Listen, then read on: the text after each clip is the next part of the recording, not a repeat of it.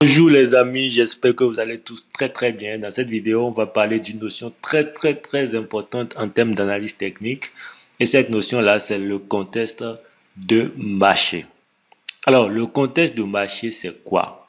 Eh bien, pour vous expliquer ça, je vais vous demander quelque chose. Je vais vous raconter une situation et on va voir si vous êtes déjà retrouvé dans cette situation-là. Eh bien, la situation, elle est celle-ci. Vous prenez un indicateur ou un ensemble d'indicateurs, donc une combinaison peut-être RSI, stochastique, tout ce que vous voulez, et vous utilisez ça pendant une journée ou bien une semaine et vous avez de très bons résultats, vous gagnez tous vos trades ou bien vous gagnez la majorité de vos trades. Vous êtes super content, vous vous dites que waouh, vous avez trouvé votre stratégie de trading. Mais la semaine qui suit, eh bien, c'est tout le contraire qui se passe. Vous accumulez les pertes. Vous lancez une position, vous perdez. Vous lancez une position, vous perdez. Pourtant, vous respectez votre stratégie de trading. Et là, vous dites que bon, votre stratégie n'est pas bonne, que ça a marché la semaine passée par chance, et que cette semaine, ça révèle sa vraie nature. Du coup, vous changez encore votre stratégie. Mais vous avez changé plusieurs stratégies, et à chaque fois que vous changez, c'est la même chose. Certaines fois, ça marche, d'autres fois, ça ne marche pas du tout.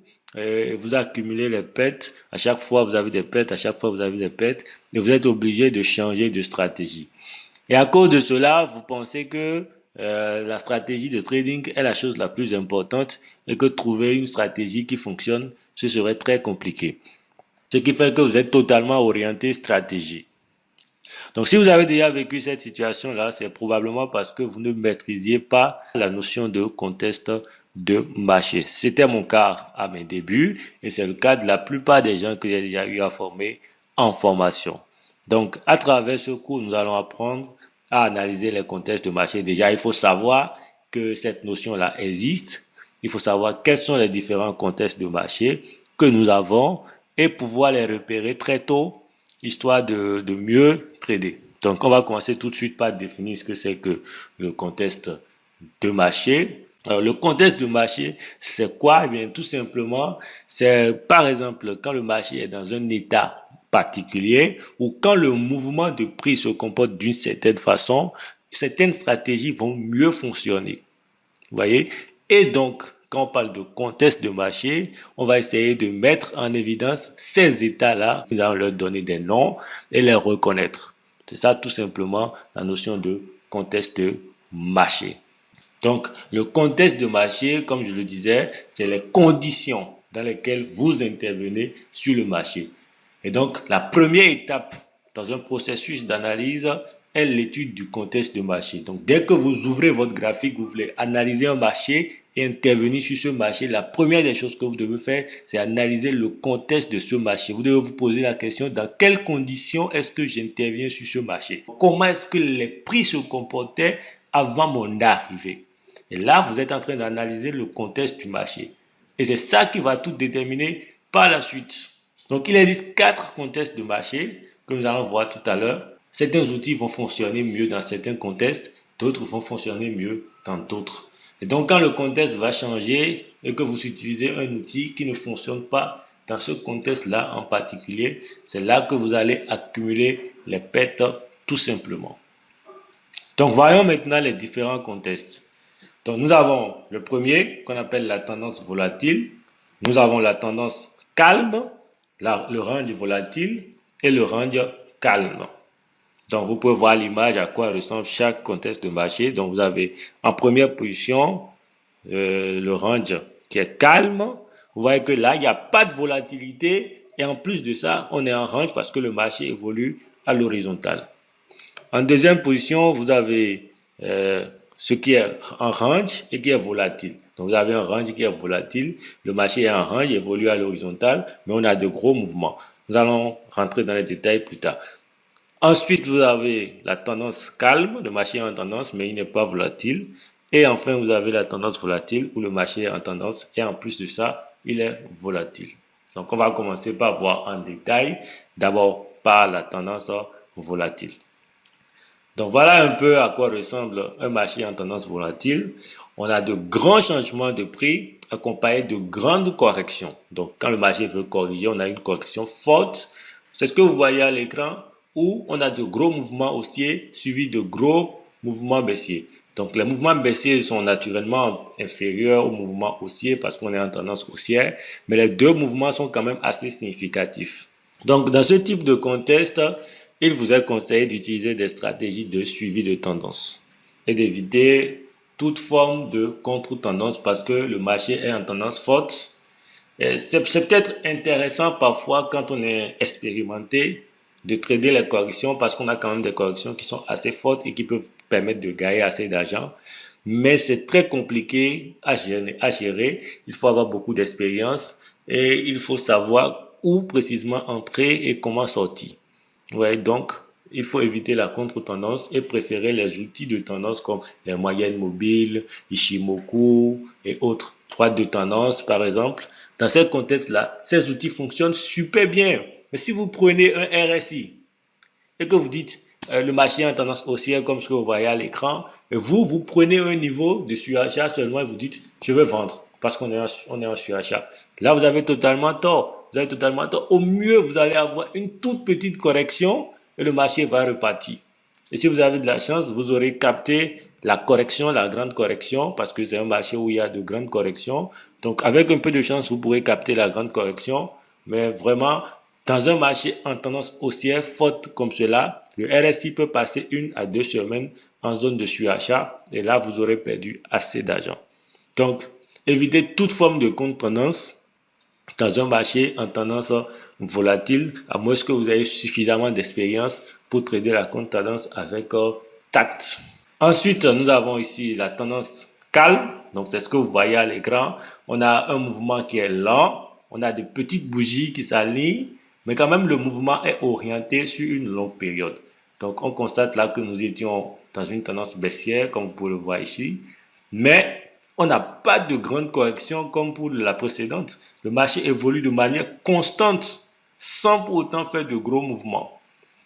Vous voyez, donc dans ce contexte-là, utiliser les moyennes mobiles serait très efficace parce que les moyennes mobiles fonctionnent très bien dans ce type de marché. Surtout si vous avez une moyenne mobile qui se rapproche un peu des coûts, vous avez plusieurs entrées sur ce type de marché. Et c'est très intéressant de suivre la tendance. Donc là aussi, éviter toute forme de contre-tendance. Et ici, dans ce contexte en particulier, la contre-tendance est encore plus proscrite. Et même pour les expérimenter, il ne faut pas trader la contre-tendance tout simplement parce que le marché ne fait pas de grandes corrections. Et donc, tu fais la contre-tendance, pourquoi? Donc, le seul moyen pour que tu gagnes en faisant de la contre-tendance, étant donné qu'il n'y aura pas de grande correction, c'est que la tendance se retourne ou que le contexte de marché change. Et comme je vous l'ai dit, une tendance établie a plus de chances de se poursuivre que de se retourner. Par conséquent, il est totalement proscrit de trader la contre-tendance dans un marché en tendance calme, comme ce que vous voyez à l'écran, parce qu'il n'y a même pas de correction à prendre, parce que les corrections sont tellement minuscules, les mouvements impulsifs aussi sont tellement minuscules, on a de petites bougies qui s'alignent, mais quand même on continue de baisser ou on continue de monter, ce qui fait qu'on est en tendance. Mais la tendance est très calme, il n'y a pas de volume, il n'y a pas de gros mouvements et ce n'est pas très intéressant à trader en contre-tendance. Même trader dans la tendance est très intéressant parce qu'on n'a pas beaucoup peur, parce qu'il n'y a pas de gros mouvements qui va contre nous. Et c'est très intéressant quand vous connaissez la moyenne mobile, les Shimoku, Trendline, tout ce que vous voulez, tout ce qui est indicateur de suivi de tendance ou bien outil de suivi de tendance, c'est très intéressant à trader. Donc ensuite, ici, nous avons le range volatile. Donc le range volatile, c'est que le marché évolue à l'horizontale. Donc on a de grands changements à court terme. Vous voyez, ici on a eu un gros mouvement haussier, mais ce mouvement est très court terme. Si on regarde le long terme sur une plage horaire plus vaste, si on regarde tout le graphique, on constate que le marché ne fait pas de gros mouvements haussiers ou baissiers. Le marché est en tendance latérale, le marché est en tendance horizontale. On est juste en range. Mais à court terme, vous voyez, il y a des petites tendances dans ce range-là. On a de gros mouvements majeurs, mais on a de gros mouvements, mais pas sur une longue période. Donc, ce type de marché est intéressant pour trader les retournements de tendance. Vous pouvez vendre sur une résistance, acheter par exemple sur un support dans ce genre de contexte. Vous pouvez très bien utiliser le RSI. Le RSI fonctionne super bien dans ce type de contexte. Dès que vous rentrez en zone de surachat suivante, le RSI répond très bien dans ce type de contexte. Donc, vous pouvez trader les retournements de tendance tout simplement. Donc, vous allez naturellement éviter tout ce qui est indicateur de tendance parce que si vous prenez Ichimoku, le nuage qui est censé être résistant seront tout simplement transpercés comme dans du beurre. Vous allez voir, allez sur le graphique, mettez dans Ichimoku dans un marché comme celui-là, vous allez voir que le nuage est cassé par le haut, cassé par le bas. Vous voyez, donc évitez à tout prix d'utiliser des indicateurs de tendance. Pareil pour la moyenne mobile, hein, vous allez constater que la moyenne mobile, les rebonds, il y a beaucoup de faux rebonds, le marché casse et recasse dans tous les sens. Vous voyez, tous ces outils qui sont très efficaces dans un marché en tendance deviennent complètement du pipeau dans un marché en range. Donc, évitez de les utiliser. Ensuite, nous avons le range calme. Le range calme, c'est ce que vous avez à l'écran. Les prix restent dans une fourchette relativement petite. Il n'y a pas de gros mouvement vers le haut. Il n'y a pas de gros mouvement vers le bas. Il n'y a rien, quoi. C'est-à-dire, il n'y a pas de volume. Et là, vous allez voir que si vous prenez par exemple la bande de Bollinger, vous allez voir que la bande se rétrécit dans ces genres de zones-là. Donc, dans ces zones, il est naturellement proscrit de trader. Donc, ni la contre-tendance, ni le suivi de tendance. C'est un marché qui n'est pas intéressant à trader parce qu'il n'y a pas de gain à faire. L'idéal serait d'attendre la cassure du niveau de range. Et quand on a ce genre de situation, l'idéal c'est d'attendre tout simplement la cassure du niveau de range et l'entrée en tendance pour commencer par trader. Alors, comment nous pouvons détecter tôt les changements de contexte? Parce que c'est ça le challenge. Si je suis dans une stratégie de suivi de tendance, mon objectif, mon challenge réel, c'est de savoir détecter très tôt l'entrée en range pour éviter de perdre de l'argent. Parce que si vous êtes quelqu'un qui suit la tendance avec une moyenne mobile, par exemple, et vous avez des gains en tendance, dès que le marché va passer en range, les rebonds, par exemple, sur moyenne mobile et autres vont commencer par donner de mauvais résultats et c'est là que vous allez accumuler les pertes. Donc pour vous, le challenge, c'est de détecter très tôt l'entrée en range. Donc pour détecter très tôt l'entrée en range, il faut toujours avoir un filtre de tendance sur son graphique. Ça peut être moyenne mobile, ça peut être Ichimoku, ça peut être d'autres indicateurs que vous allez utiliser pour filtrer la tendance, pour savoir ce qui se passe. Donc, on va voir quelques signes de changement de contexte tout à l'heure. Vous devez absolument commencer toutes vos analyses par l'analyse du contexte de marché. Vous devez d'abord vous demander dans quelles conditions vous intervenez. C'est la base. Donc, quand vous démarrez votre session de trading le matin, vous devez vous demander dans quelles conditions est-ce que je suis en train d'intervenir. Dans quelles conditions est-ce que je suis en train d'analyser le marché. Et là, vous allez décider de quelle stratégie vous allez adopter pendant cette session. Si vous êtes en range, vous devez adopter une stratégie de trading range.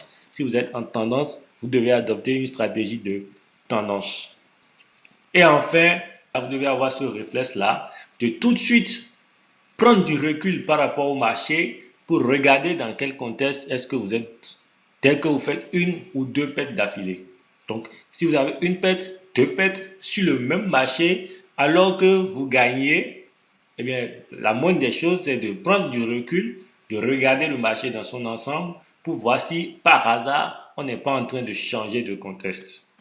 Donc, maintenant, on va voir quelques signes de changement de contexte. Donc, le premier que nous allons voir, ça s'appelle le twist sur le système Ichimoku. Donc, comme vous le savez déjà, le twist, c'est quand la SSA et la SSB se croisent pour que le nuage s'inverse. Donc, cette inversion du nuage peut être signe de changement de tendance, tout comme ça peut être le signe d'une entrée en range. Donc, ça mérite votre attention. Donc, vous devez voir si, par exemple, quand je dis par exemple, dès que vous accumulez une ou deux pertes, vous pouvez voir si le contexte n'a pas changé. Eh bien, vous pourrez ajouter Ichimoku pour voir s'il n'y a pas un twist par hasard. Donc, vous pouvez aussi voir si le prix n'est pas en train de rentrer dans le Kumo. Parce que quand le prix rentre dans le Kumo, c'est l'un des signes qui apparaissent très tôt pour nous montrer une entrée en range. Parce que quand le marché est dans le Kumo, dans le nuage d'Ichimoku, là on est en range. Vous voyez? Donc ce sont des signes qui peuvent vous permettre de savoir très tôt que on est en train de passer dans un autre type de contexte de marché. Ensuite, nous avons le fait que les moyennes mobiles commencent par se mélanger avec les cours. Donc, vous allez voir que normalement, quand le marché est en tendance, la moyenne mobile est soit en dessous des cours ou au-dessus des cours et les cours viennent rebondir dessus pour continuer leur tendance. Donc, si vous prenez un marché où le marché est totalement mélangé avec les moyennes mobiles, là, vous devez savoir que là, on est en range.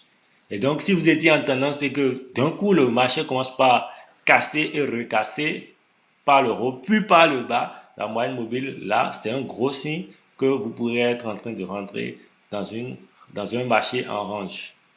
Donc, vous avez aussi le fait que la moyenne mobile, qui était très orientée vers le haut, commence par descendre et vous pensiez que on est en train de changer de tendance, mais en réalité, vous allez voir que ça va encore se réorienter vers le haut, histoire de rester en équilibre à l'horizontale. Donc, quand vous avez ce genre de conditions, de savoir que vous êtes en train de rentrer en range. Ensuite, vous avez la Kinjun, qui est une des lignes du système Ishimoku qui va se mettre à plat quand on veut rentrer en range. Donc, tous ces signes, vous n'avez pas besoin que tout soit réuni. Non, c'est des signes qui vont vous alerter à pousser plus loin votre analyse du contexte pour voir ce qui se passe.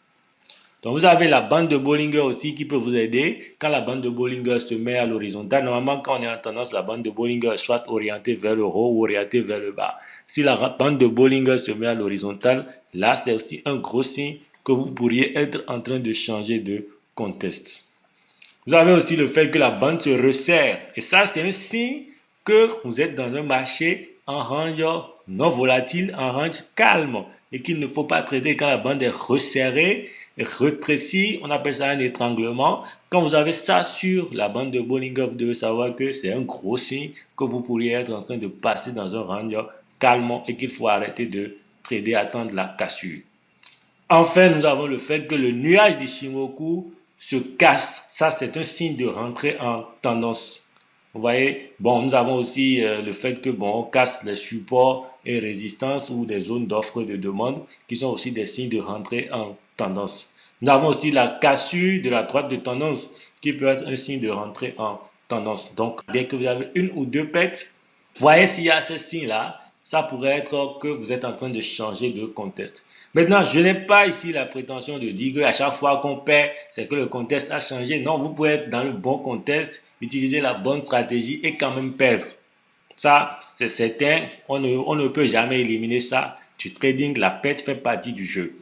Mais ça mérite votre attention de voir si le contexte n'a pas changé. Parce que si le contexte change, ce n'est pas une ou deux pertes que vous allez faire. Vous allez enchaîner des pertes jusqu'au moment où vous allez finalement décider. Parfois même, certaines personnes gagnent beaucoup d'argent quand le contexte est bon. Et quand le contexte change, leur compte se retrouve cramé parce qu'ils ne prennent jamais le temps de prendre ce recul-là par rapport au marché, de dire non, j'arrête. Le contexte n'est plus bon, les conditions du marché ne sont plus bonnes. Ils n'ont pas ce réflexe-là et du coup, ils sont à fond et ils perdent tout leur argent. Ce que je veux que vous arriviez à éviter.